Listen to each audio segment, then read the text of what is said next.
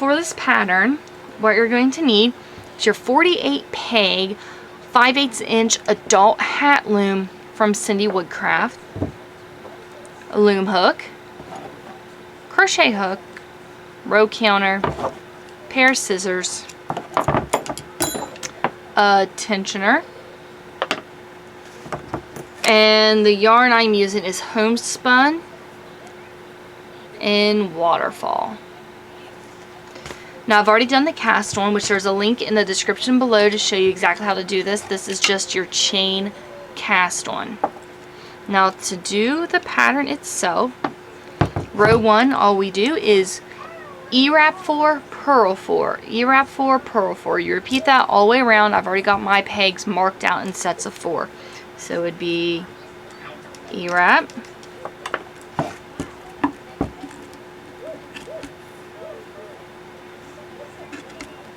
then you're going to purl 4.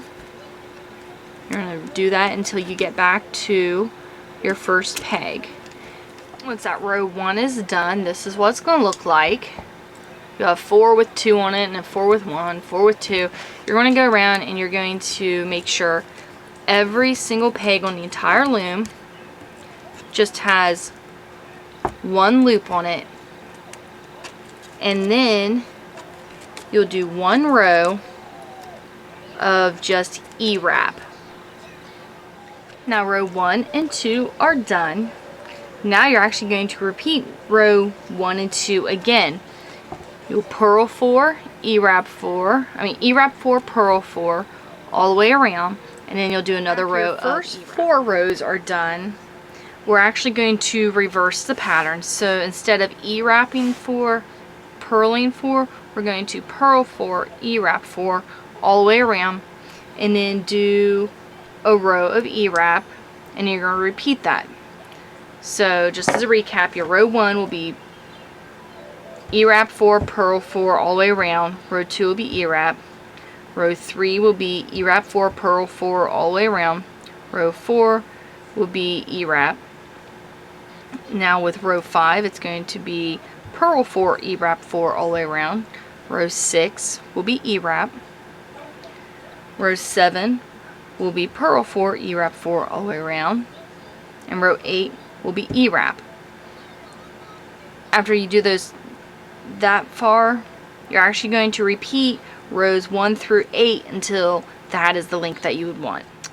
Once you have made the hat as long as you want, then we can do our cast off, which I'm just going to do a simple pull string cast off, where you take the working yarn and wrap it around about 1.5 to 2 times and cut. At this point, all you're going to do is take the yarn, pull it completely through, and go to the next, and do this until you're back to your starting. Once you went all the way around and you got the string going through each loop once, you can just take all of it off of the loom, and now you just pull the string tight. Take the string, pull the string down through the middle and flip it inside out. And you want to be careful because the homespun can break if pulled too tightly. So you want to pull it, but you don't want to break it. And then once that's pulled all tight, you take your crochet hook. Oops. You take the crochet hook and you pull the yarn through. I just do a little loop and then knot it off, and then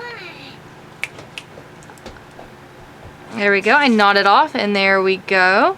I'll go ahead and weave that in some just to help lock that in.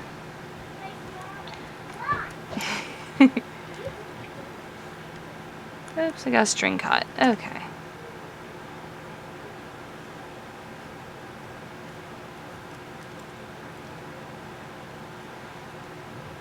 Weave that through a couple, and then you can cut it out, cut it off. And then you want to take your starting string and do the same with it. Of course, if you are using the homespun, this yarn, you can see the texture of it, so you do need to be careful when pulling it through. It can be hard to get all of it in the hook at one time.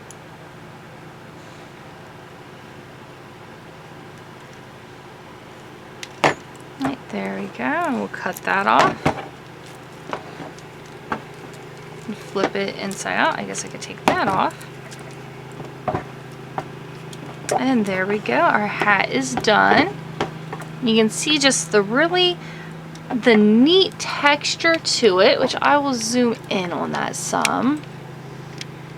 And it's the boxed garters, so you've got your E-wrap squares, and then you've got these little squares that are garter stitched, because you would do the purl 4 and then a row E-wrap and then purl 4 and then move it around. So that would give you just that really nice texture to it. A stitch is great for hats. It's also really good for scarves. You can use it for the cuff of socks. Yes, there you go. Alright, I hope you enjoyed this video. Thank you for watching. If you have any questions or comments, please leave them in the description area, in the comment section below. And don't forget to subscribe to our channel. Thank you.